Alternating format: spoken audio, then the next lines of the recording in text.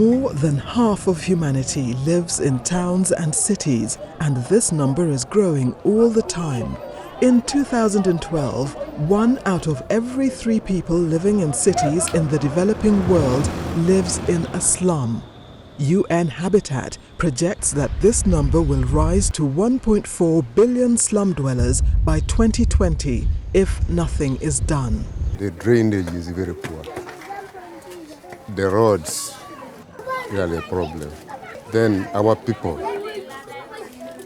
actually the way they sleep, you find some people 5, 10 in one room. Apart from dealing with the more obvious disadvantages of life in these informal settlements relating to their health and physical security, these families are unable to make long-term plans for their future. One of the main difficulties is the insecurity of land tenure. People in squatter settlement, first thing that if you see their houses, it's all temporary because they don't know when will the eviction comes. In 2008, the Participatory Slum Upgrading Program, or PSUP, was launched. The program targets to improve the living conditions in towns and cities and positively contribute to Millennium Development Goal 7, Target 7D, to improve the lives of at least 100 million slum dwellers by the year 2020. Currently, there are 34 countries among the African, Caribbean and Pacific states participating in the program. It is an initiative of the ACP Secretariat, funded by the European Commission and implemented by UN Habitat. La croissance démographique des villes a connu ces dernières années une accélération, une augmentation jamais connue par le passé. Pour l'Union européenne, l'engagement de l'ensemble de ses États membres, comme de la Commission européenne, est très clair. Il s'agit, dans le cadre des Millennium Goals, de faire en sorte que au moins 100 millions des personnes qui aujourd'hui connaissent cet habitat précaire puissent connaître un environnement différent dans les années à venir. The ACP Secretariat has to help the ACP state to identify and share solutions so they can help their people to live with adequate access to water, good sanitation, not having health problem and accessibility to all what people should have to live decently. But at the ACP Secretariat, we have a program going to local government. The name of the program is Arial. So we are present in more than 12 ACP countries where we are helping the mayors and local government, to tackle, substantive problems that the population can have. We have, as OCHA, been working with UN Habitat to ensure that response for urban disasters and emergencies were appropriate for the urban context.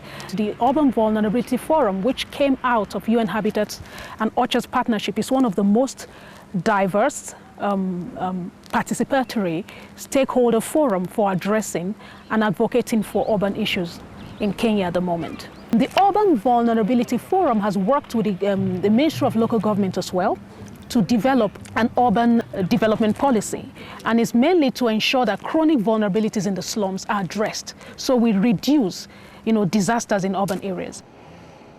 This participatory approach is really something that is very good because it brings everybody on board, right from the grassroots, the intended beneficiaries. Then the local people will embrace, the different activities and ensure that they are implemented successfully, and then also they will ensure that they are maintained and it will become something sustainable. The PSUP has adopted a 3-phase approach.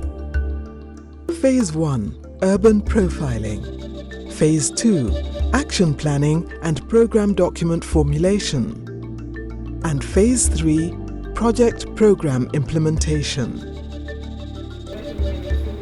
Here, on Fiji's largest and most populated island of Viti Levu, this community has just embarked on the profiling phase of the program. Together with the Director of Housing, Land and Urban Development, we want to be able to hear from you what you think about your community, your issues, and how you think your community should be developed.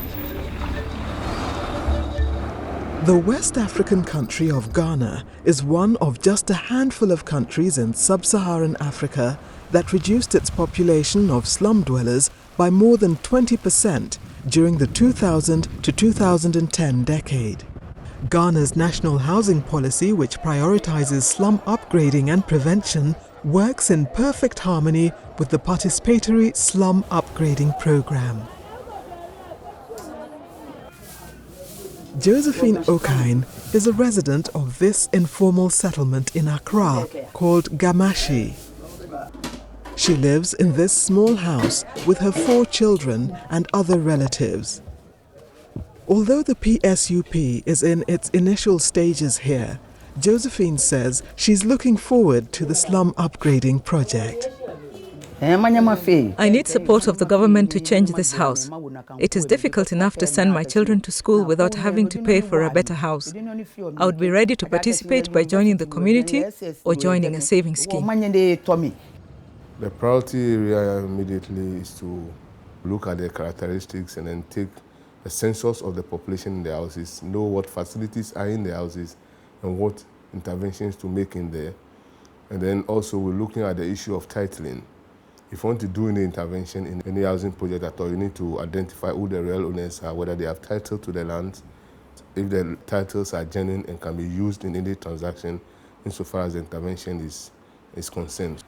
Still in West Africa, Niger has made significant progress in the PSUP. To date, 2 slum areas have been involved in urban profiling. Due to poor sanitation, the vulnerable urban populations in these congested neighborhoods face problems of malaria and diarrhea. This has resulted in a high rate of child mortality. Dans la capitale, si je prends l'exemple de 2 bidonvilles, ceux de Sagar et de Gamkale, qui font l'objet d'études au niveau de notre ministère en collaboration avec ONU Habitat, vous avez à peu près 600 habitants par hectare. Et 600 habitants qui vivent sur 1 hectare sans service de base. Donc vous imaginez un petit peu les problèmes que ça peut causer. The mapping and profiling of these vulnerable communities serves not just as an urban regeneration tool, but also as a measure to prevent and respond to disasters.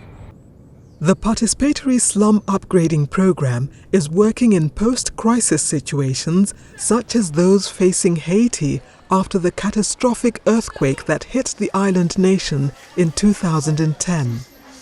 The program is helping the country to analyze the slum situation, review urban and housing policies, as well as the development of a slum upgrading and prevention strategy. But despite these positive steps towards reducing the world's informal settlements and setting vulnerable urban communities on the road to development, there have been some challenges. A lot of them are very suspicious of plans. Either they think that the plan, when executed, will deny them of their shelter, or it's going to be managed by people other than themselves, and they will have to pay very heavily for this new facility. We have had some challenges in some of our local councils. You find that the leaders themselves, either because they have not been able to get political mileage out of the proposed interventions, some of them have had a tendency of misguiding the public. The participatory slum upgrading program faces these challenges head-on as it makes steady progress towards tackling urban development issues at regional, national and local level. I would like to thank the UN Habitat for giving us the opportunity to carry out that survey, and it has helped me to learn new things, especially in approaching these squatter settlements. And especially the data we collected, it helped us a lot in determining priority project areas. As these pilot projects begin to roll out, the best examples will be replicated and scaled up to bring rapidly growing cities in African, Caribbean and Pacific countries closer to the ultimate goal of halving the number of slum dwellers by 2020.